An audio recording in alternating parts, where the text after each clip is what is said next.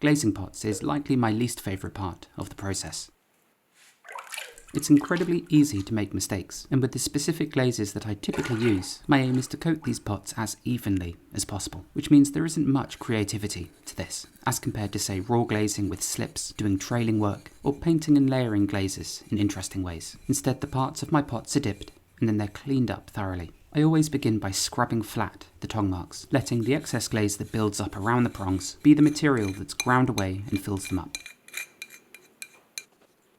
Otherwise, it's all just very fiddly work with a wet sponge, or shaving back the excess drips with a kidney, like so. I think if and when I finally get an apprentice, it's the glazing of pots that I end up helping the most with, as I can quite easily sink days into this step. Even if the vessels are glazed cleanly initially, there's always a surprising amount of work on each that has to be done, such as on the underside, where, despite being waxed, the thick glaze still clings to crevices on the base of the pot, and all of this has to be removed. Otherwise, there's a risk the pot could stick and fuse itself to the kiln shelf, resulting in the vessel likely plucking and breaking as it's removed, the whole lot being smashed to bits, if that's the case.